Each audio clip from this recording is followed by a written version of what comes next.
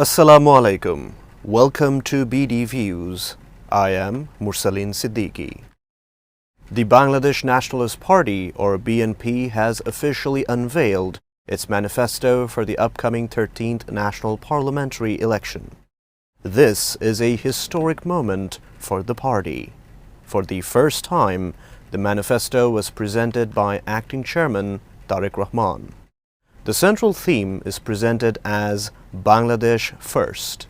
But critics say the BNP's manifesto is a high-stakes gamble. It offers a beautiful vision of a modern democratic Bangladesh, but it lacks a roadmap to do that. The document is divided into 5 main sections. It covers state reform, economic recovery, and social harmony. At its core, the BNP is pushing its previously announced 31-point outline. This plan aims to overhaul the entire structure of the Bangladeshi state. One of the most talked about promises is the family card. Under this scheme, every marginalized family would receive 2,500 BDT per month or equivalent essential goods.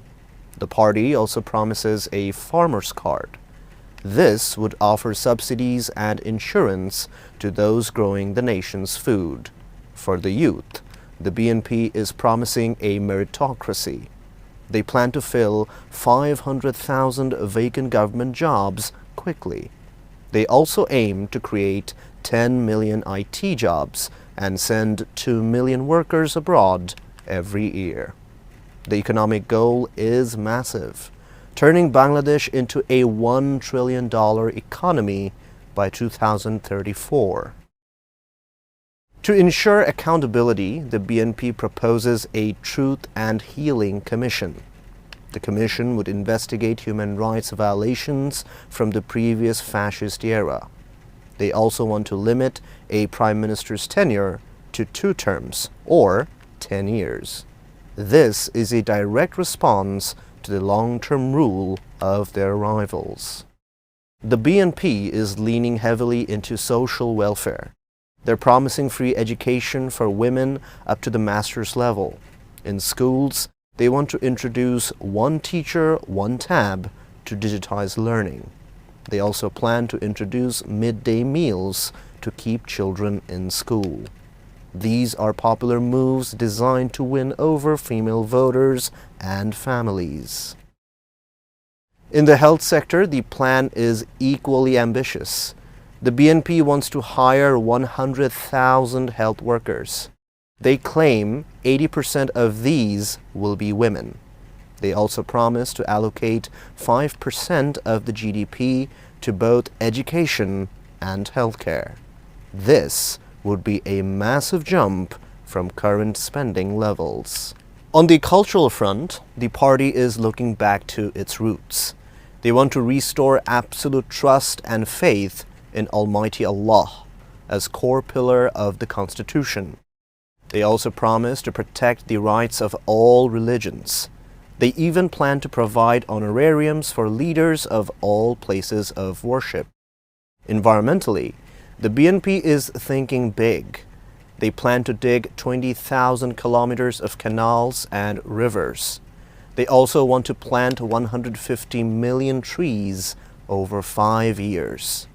From family cards to climate resiliency, the manifesto tries to cover every possible concern of the average citizen. While the manifesto sounds like a dream, critics are sounding the alarm. The biggest question is simple. Where will the money come from? Projects like the family card and massive subsidies require billions of dollars. The BNP has not explained how it will fund these while the economy is already fragile, as they themselves describe it. Economists point out that the BNP wants to cancel agricultural loans up to 10,000 BDT. They also want to provide unemployment benefits and a private sector pension fund. At the same time, they want to increase the pay scale for government employees. Without a clear plan to increase tax revenue or attract massive foreign investment, these promises look like empty vessels. There is also the issue of the upper house in Parliament. The BNP wants to introduce a bicameral legislature. However, their proposal suggests dividing seats based on party ratios. Critics say this isn't about better governance. Instead, it looks like a way to distribute power among party loyalists who cannot win direct elections. Furthermore, the BNP talks about depoliticizing the banking sector. Yet, reports suggest that over 50% of their nominated candidates for this election are loan defaulters. This creates a massive credibility gap. How can a party fix the banking system if its own leaders are the ones owing the most money?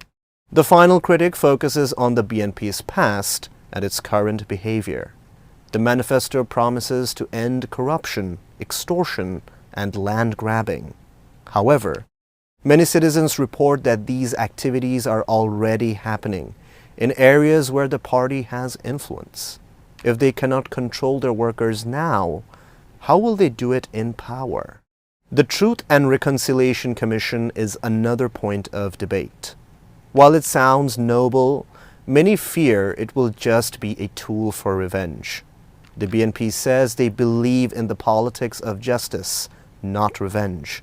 But the refusal to engage in previous national dialogues suggests a my way or the highway approach. The BNP's manifesto is a high-stakes gamble.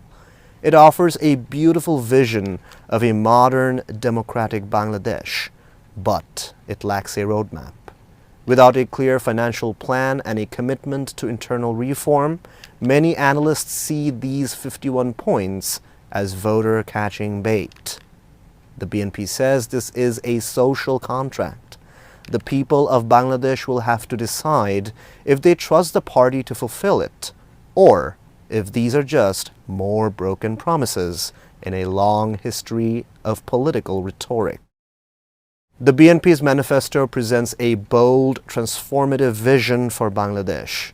However, the gap between these grand promises and the party's internal realities remains a significant concern for voters. Whether these pledges lead to genuine state reform or remain mere electoral rhetoric depends entirely on the party's commitment to accountability and its ability to secure the necessary funding. That's all for today.